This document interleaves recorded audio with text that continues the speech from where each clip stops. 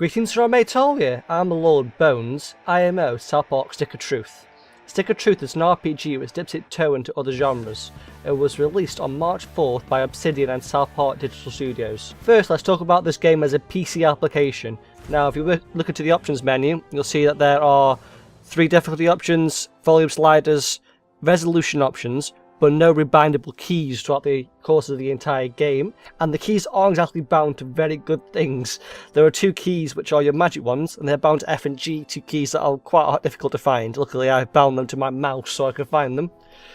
A little bit unacceptable in a AAA title, sort of livable I suppose, especially considering the rest of the game is top notch. The game hasn't dropped below 30 FPS during my entire playthrough. Now, I should now sort of talk about this as a licensed game. I have watched probably about 40 to 50 episodes of South Park, I would say. And I recommend this to anyone that has definitely watched over 20 and liked them, because this game is very, very loyal to its license. It's probably the most loyal game I've ever found licensed this side of the 20th century. 21st century, rather. Additionally, the soundtrack is generally amazing, as you can hear right now, with sort of these orchestral sort of sweeps. So I'm going to load an old game and hide some of the titles of these so you don't get spoiled.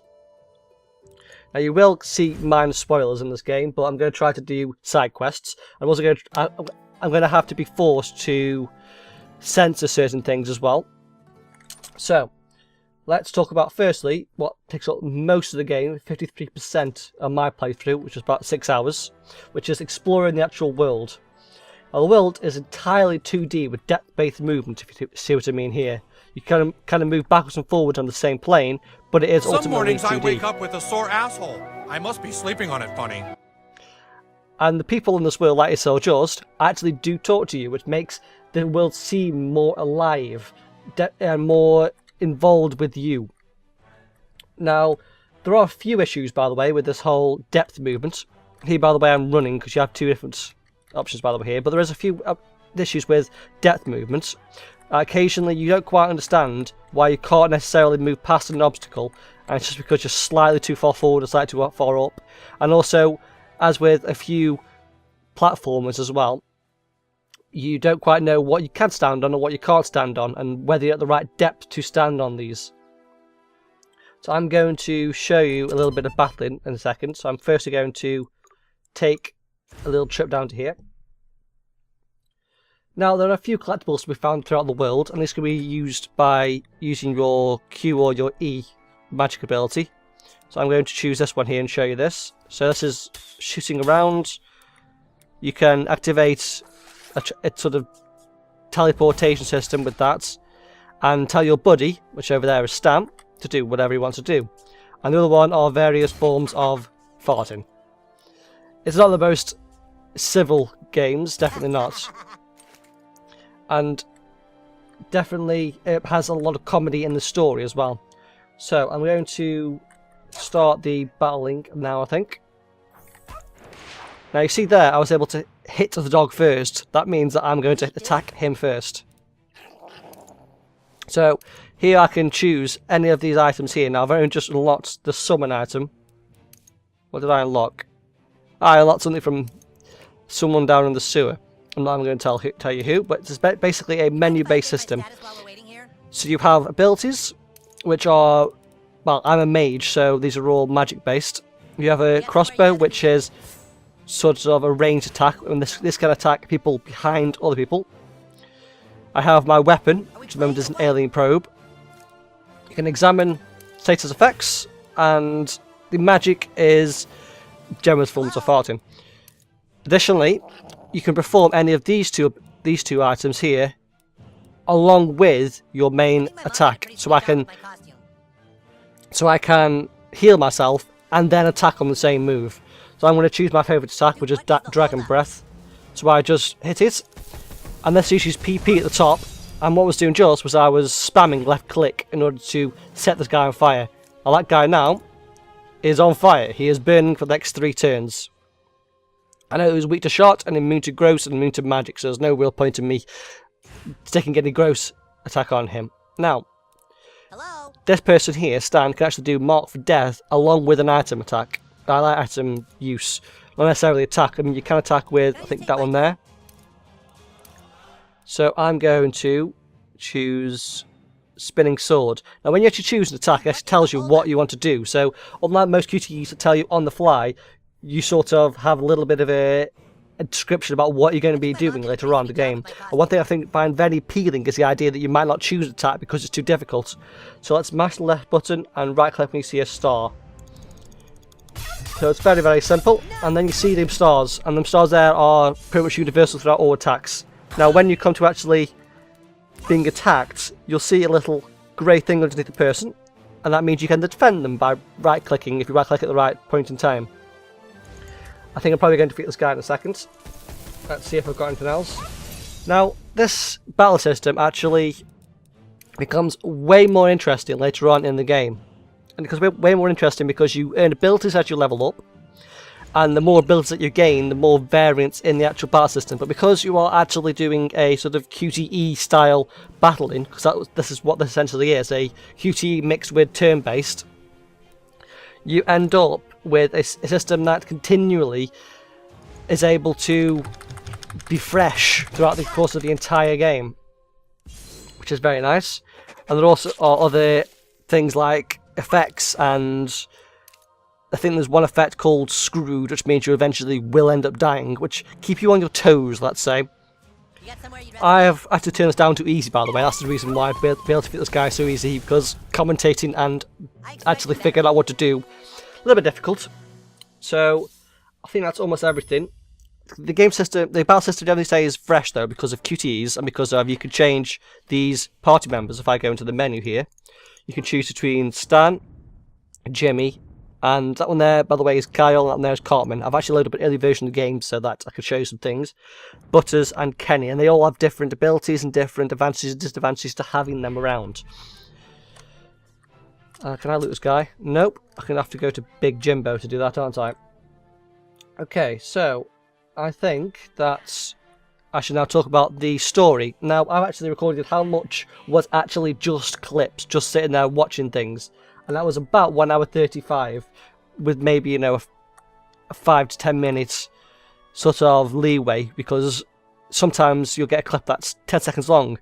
Sometimes you get a clip that is a good 30 seconds to a minute long. Yes. The story feels very much like a South Park movie. It's fourth wall breaking and it's over the top, but it completely fits in with the South Park world.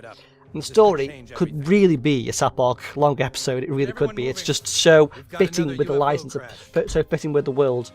And the comedic parts of the game left me continually laughing and smiling. The references as well are by far the best part of exploring around the world. Okay, I reckon I can show you some of the references actually. If I go down to here and go this way, I did notice one little reference which was really cool. As you can see them on there as well. You can see some of them are here. The Brush, the Coon, City Sushi, and so on and so forth, and the band that Timmy had. So it's definitely plays up to people that actually watch the actual series. And this, by far, only makes it such a loyal license to people that actually played the actual game. Now, I can't remember where the photo booth actually is. Have I passed it already? I'm actually after that's there. Okay. I'm actually after the photo place. Because that one there does have, if I can get inside, that there definitely does have a lot of references, which as well will have to be my point here. Now, they're all loading screens, as you noticed, but they don't last very long. And that there is pretty much every single thing good by the actual game. Whole wall of references right here, and behind the counter there as well. Now, I did have a few bugs, and I can't not mention these bugs because they did stop me playing the game and walking away from my computer. So, if you load the game whilst in the actual game, you press escape and load, I found that occasionally the music will just stop. And the music is amazing, and it just makes the game much more boring if you don't actually have the music playing. Additionally, sometimes when you use Butter's special move, because every single one of these guys actually has a move later on that uses up a lot of PP but is very, very powerful and does different things. Now this move seemed to break the battle system. You ever want some work done on your nose? And this happened not continually, but multiple times. So it's something I've got to sort of say that the game is not exactly bug-free completely, at least. I don't know whether they're going to fix that. They probably will, because it's a very early and very easily found bug. I think that's practically every single thing I need to really say, other than you can actually find SciQuest quite easily by talking to various people. I actually don't think I've actually walked into here yet. Into the police station. There are a few different areas around this city which you don't actually walk into at all. You don't actually need to be involved in. Can I even go upstairs? Oh, cool. Can I... Also, by the way, you'll find these as well a lot, which are conveniently placed inside of places which you actually need them. So you can actually restock on things. Let's grab one of them, shall we? There is a money system inside the game, as a note. I'm just continuing this on a bit now. But can I sell things back to this person? No, I can't. But you actually gain junk throughout the course of the entire game inside of chests and things, which is part of exploring. And this is probably the only game I've actually felt I actually wanted to go sell some junk, because there are, if you think there are references inside the actual world, there are a ton of references actually inside of the junk menu. I'm going to try to find a transportation location, which is there. Actually, that'll do. It'll take me to, let's go to Cartman's house. That'll do. I think I can go to Cartman's house anyway. Yes, I can. Welcome, weary traveler. Would you like to see my wares? If I press sell and press junk, you'll see that there are absolutely loads of references in here as well. It's definitely an interesting and comedic part of the actual game. They actually took the time to make items that are actually from the actual series and actually involved in the actual comedic value of the game. They generally don't sell for a lot, but things don't generally cost a lot of money. I found myself continually having full health potions and cure potions. And power potions. I was a mage, so PP was very important to me. I suppose the only thing I have to show you now, which I haven't showed you as of yet, is, well, firstly you get social updates, which involve your friends, which then eventually, the more friends you get different perks, which is a very long-winded way of saying you can get perks. And these here just basically help you to battle easier and have certain advantages like gaining PP and gaining health and things along those lines. This magic thing over here is your outside battle, inside battle sort of fighting abilities. And these here are the abilities I was talking about before that you slowly gain over time. You seem to gain these when you reach a certain level. These can be upgraded, and they're upgraded when you actually level up. You get one upgrade of one of these abilities. As you can see over here, you actually do get a XP amount and a level, and you can see all of your friends. I think we're pressing one of these. Actually, was it on collectibles? Yes, you can see all of your friends, and there are these here are not by far the full spectrum of friends. There are a lot more. I think I had roughly 50 friends at the end. You also get a collectible Chim Pokemon. Yeah, it's just a Chim Pokemon or whatever it is. And these here are quest items, which are kept separately, which is very nice. It means you won't be able to sell them. So, I think that's practically everything other than the customization of your actual weapons. Now, there was a lot of weapons in the actual game, and you can actually customize them with patches. So I've had a drain 25 HP from bleeding targets on this one, and you can get different patches from quests. You can buy different patches, and these can be applied to either of your weapons and to your armor. And there is a certain advantage with armor that has 2 slots as opposed to 1 slot. You also do have some cosmetic items that don't really affect anything other than the fact that they are cosmetic. The items themselves, the weapons themselves, actually do also cosmetically affect you, but obviously they also have an actual value. They gain individuality, but these here, as you can see, actually have different, fairly interesting perks that actually make you want to continually go in there and change and find out which one you want for your current playthrough, and also some armor you'll get at one point in the game will actually help you with the thing you're going to be doing directly after, like better against X or better against Y enemy. Okay, I think that is practically every single thing within inside the actual game, and I have displayed my issues with the 2D depth, the bugs, and that's pretty much the only downsides I really have to this actual game, to be perfectly honest with you. It's a very, very good licensed title, and a very good game in general, even if it didn't necessarily have the license to it. If you hate South Park, you probably won't like this game, because most of the game is just about the references. However, the game is very good if you have the sort of humour of South Park, and what I've defined that as is maybe watching 10-20 episodes and liking what you saw. So, I think we should round this up because this video is quite long now.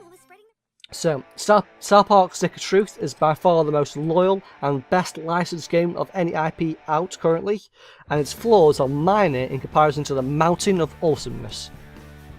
Stick of Truth is on Steam for $59 or £39 or €39, and if you've seen more than 20 episodes and like them, I would suggest that you buy this game. See you in the next one. Goodbye.